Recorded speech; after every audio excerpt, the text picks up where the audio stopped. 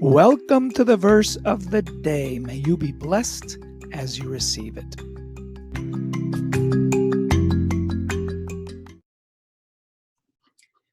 Hello, today's verse, we're going to check out Philippians chapter 2, verse 7 in particular.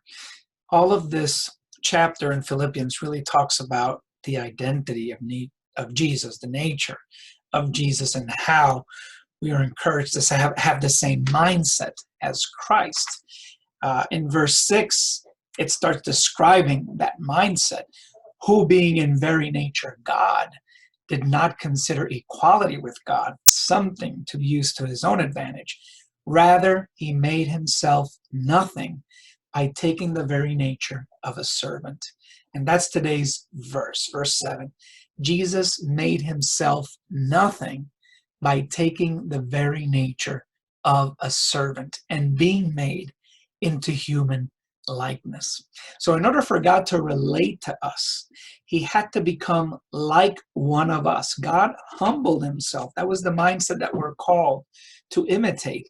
God humbling himself and taking the very form of a servant. The Greek word there for servant is doulos, which means slave or bond servant. And at the beginning of verse 7, when it says he made himself nothing, literally he emptied himself. That kind of shows the contrast between God and us. We're nothing. We're slaves. We're empty compared to divinity. And yet that's what Jesus became in order to reach out to us. I used to teach marine biology many, many years ago, and I used to take care of this beautiful saltwater tank with many different kinds of fish, invertebrates, octopus, all kinds of things in it. And I had to be very careful how I took care of that environment, constantly adjusting the pH, the calcium ions, and the phosphorus, and all those things in order for these things to survive. Now, anytime the fish or the life forms saw me approaching the tank, of course, they would fear, they would run away, they would try to hide behind a rock. They fear what they cannot understand. Even though I approached their tank to feed them, to take care of them, they still feared me. They thought that I was going to do damage to them in some way or form.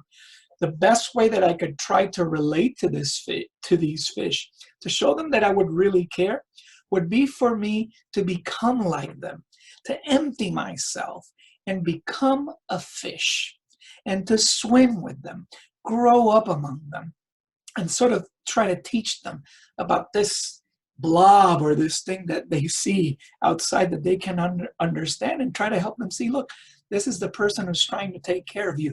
He's actually really good. You don't have to fear him. Yes, you have to fear him in the sense that he's in control of everything. You better obey what he says, but he loves you greatly and he takes care of you. That would be the best way for me to communicate that to them. And that's exactly what Jesus did for us. He took on our very nature, the very nature of a servant, of a bond servant, of a slave, as the Greek word doulos suggests. He became nothing, but he did that not just to kind of tell us, yeah, we're nothing, and compare to God, but he actually wants to make us something. He actually wants us to become like him. That's the message of the Bible. That's the amazing message that God came to the earth. He came and dwelt among his own so that we could now become the righteousness of God and reign and live with him forever, as the book of Revelation teaches. I hope this is a message that you take to heart during these times of sorrow and perhaps fear, that God really is taking care of you and wants you to know him and that he loves you. God bless you.